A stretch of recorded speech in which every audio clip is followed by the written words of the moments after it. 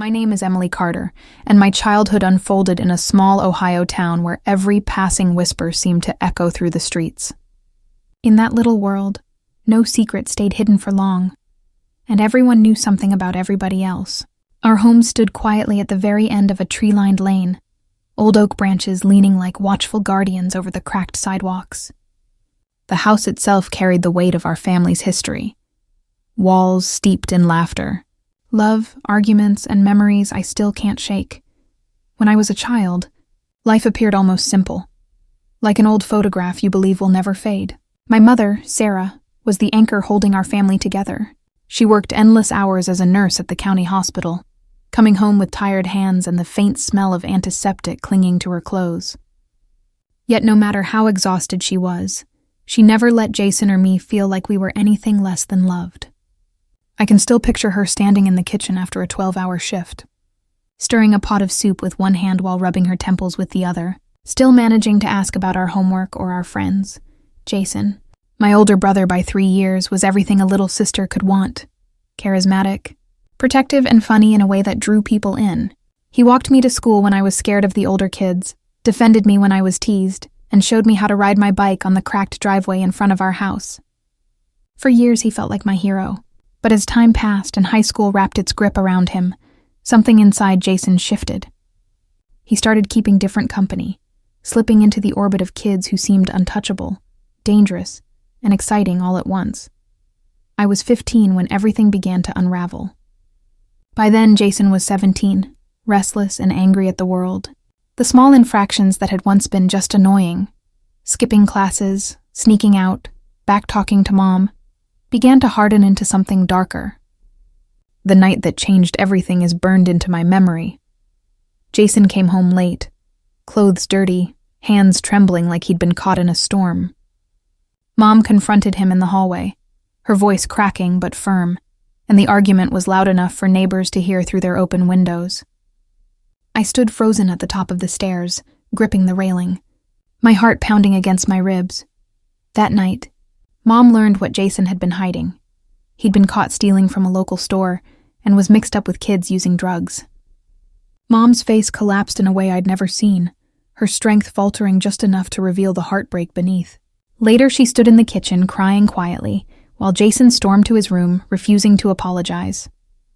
A week later, after yet another explosive argument, Jason packed a bag, slammed the door, and left. The sound of that door closing was like thunder in my chest. I thought it was permanent, that he was gone forever. Months turned into a blur. Mom kept working double shifts to hold us together while I focused on school. Though focusing felt impossible, Jason's empty chair at the dinner table became a phantom. Mom would sometimes pause mid-bite, fork hovering in the air, her eyes fixed on that absence as though she was eating beside a ghost. I missed my brother desperately, but at the same time I felt betrayed. He had chosen to leave. He had chosen a path that excluded us. 2 years passed. Then, when I was 17, Jason returned. That night feels like a scene from a movie I can replay frame by frame. I was in my room working on a homework assignment when I heard a slow, hesitant knock at the door. Mom answered. I heard her gasp, a sound full of disbelief and hope, and I ran into the hallway. There he stood, Jason, older, thinner, worn down as though life had aged him by decades. His eyes were tired but searching. Mom, he said softly, his voice cracking. I'm sorry. Can I come in? The silence after that question felt like forever. Part of me expected Mom to slam the door and tell him he couldn't just walk back into our lives. Instead, she stepped forward, touched his cheek gently, and pulled him into a hug. Of course, Jason, she whispered. This will always be your home. I stayed on the stairs, stunned. My brother, the boy who had once broken Mom's heart and my trust, was being welcomed back as though nothing had happened. That night, Mom cooked his favorite meal, meatloaf and mashed potatoes, the same comfort food he hadn't tasted in years. Jason talked about how hard life had been, how he wanted to do better now, how he was ready to change. But while his words poured out, bitterness pooled in my chest, because the truth was, Jason hadn't just left. Before he disappeared, he had taken something from me, something I'd never told Mom.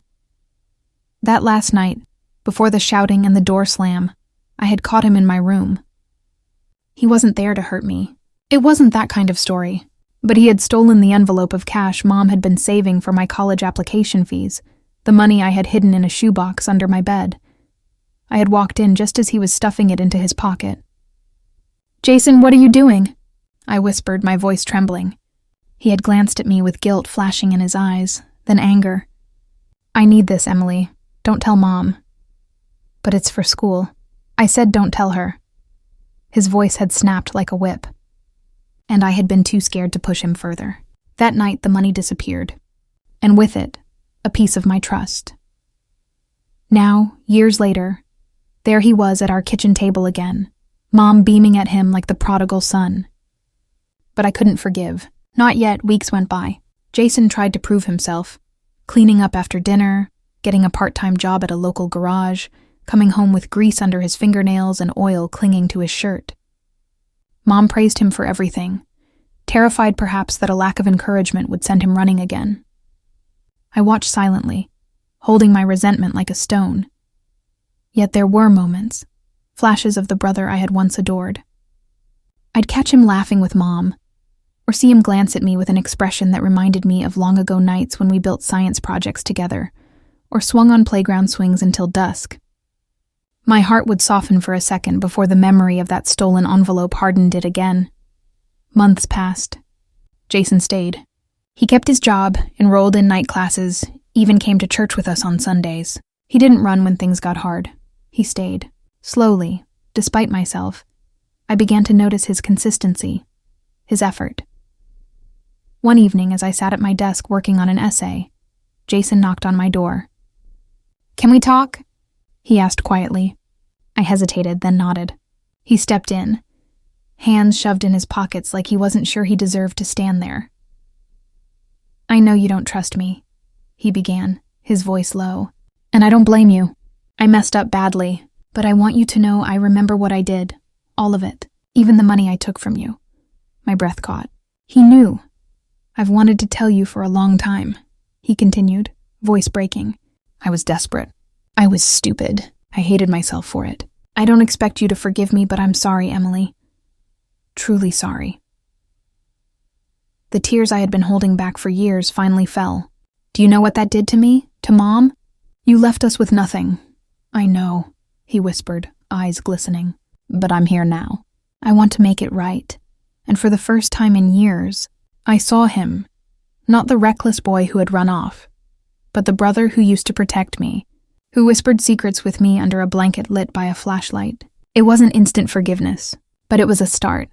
Mom never found out about the stolen money.